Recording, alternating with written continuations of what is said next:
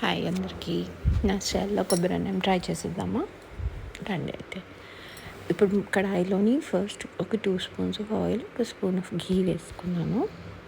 ఇది బాగా హీట్ అయిన తర్వాత కొన్ని పోపు దినుసులు లైక్ లవంగాలు ఒక 2, కొంచెం డిఫరెంట్గా ఉంటుంది. జీలకర్ర ఒక 1/2 టీ స్పూన్ వరకు, యాలకులు ఒక 2, ఆవాలు కొంచెం వేసుకొని మనం ఫ్రై చేసుకోవాలి బాగా. అండ్ ఒక హ్యాండ్ఫుల్ ఆఫ్ క్యాష్యూ నట్స్ వేసుకుంటాను, చాలా టేస్ట్ బాగుంటుంది అనమాట. సో క్యాష్యూ నట్స్ వేసుకున్నాం కదా, ఇప్పుడు దీన్ని బాగా ఫ్రై చేసుకోవాలి. పోపు బాగా వేగి జీడిపప్పు లైట్ కలర్ వచ్చినంత వరకు వేసి ఫ్రై చేసుకోవాలి. చూస్తున్నారు కదా, జీడిపప్పు స్లైట్ గోల్డెన్ కలర్ వచ్చిన తర్వాత నేను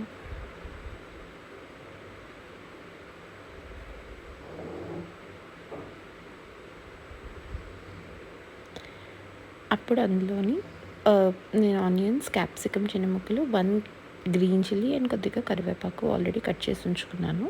సో ఇప్పుడు చూసిన విధంగా అవన్నీ కూడా వేసేసుకొని మనం బాగా పోపుని ఫ్రై చేసుకోవాలన్నమాట. ఇది మనం ఎప్పుడైనా లైక్ ఉండిపోయిన రైస్తో చేసుకున్నా బాగుంటుంది, ఫ్రెష్ బియ్యంతో చేసుకున్నా, నేను చెప్తాను ఏ స్టేజ్లో వేసుకోవాలో, అలా చేసుకున్నా బాగుంటుంది. లేదా నేను అన్నట్టు ఉండిపోయిన రైస్ ఎప్పుడైనా ఉంటే దాంతో నార్మల్ పోపులు ఇవన్నీ కాకుండా ఇలా కూడా ట్రై చేసుకోవచ్చు, చాలా టేస్టీగా ఉంటుంది. దాని తర్వాత సాల్ట్ నేను ఇక్కడ ఒక 1 టీ స్పూన్ లైక్ ఎస్టిమేషన్ తోటి వేసాను, లైక్ పోపుకి సరిపోయినంత. దీని ఫ్లేవర్ యాక్చువల్గా చాలా మైల్డ్గా కంఫర్టింగ్గా ఉంటుంది.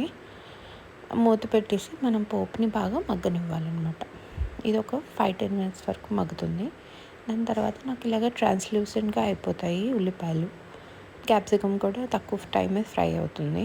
సో ఇది ఫ్రై అయిపోయిన తర్వాత నేను ఆల్రెడీ 1 ఫుల్ కొబ్బరికాయని ఫుల్ వాటర్ తోటి పాలల్లా తీసి గ్రైండ్ చేసుకొని జల్లించుకొని ఉంచుకున్నాను. సో ఆ మిల్క్ ప్యూరే వేసేస్తున్నాను అనమాట.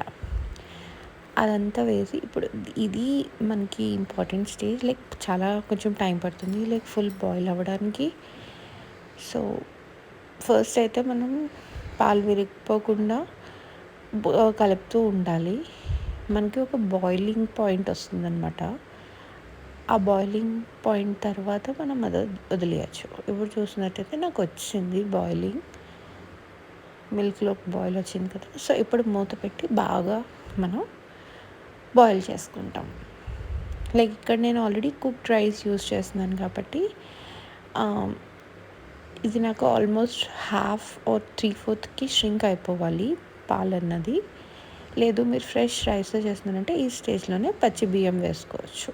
లైక్ ఇంత ఒక 1 full coconut with 1 glass of వాటర్కి అప్రాక్స్ నాకు ఒక 1 గ్లాస్ ఆఫ్ రైస్ అయితే పడుతుంది మీకు ఫ్రెష్ రైస్తో చేసుకుంటే కనుక. ఇది ఇప్పుడు చూసారు కదా, ఆల్మోస్ట్ హాఫ్ కంటే తక్కువ నాకు ప్యూరే మిగిలింది. కొంచెం జ్యూసెస్ ఉండాలి అందులోని. నా దగ్గర ఉన్న రైస్ని నేను జస్ట్ వేసుకున్నాను అనమాట.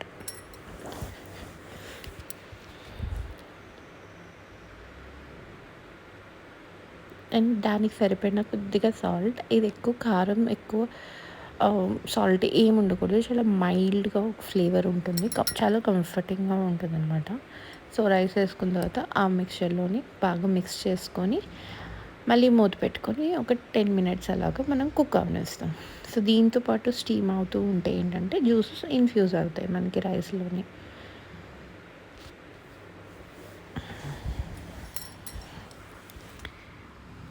చూస్తున్నారు కదా, ఇలాగ మూత పెట్టేసి మళ్ళీ వదిలేస్తామన్నమాట.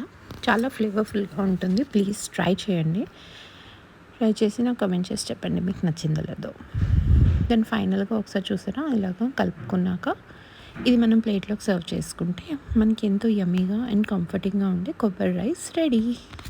I hope you like this video. If you like, please like, share and subscribe to my channel.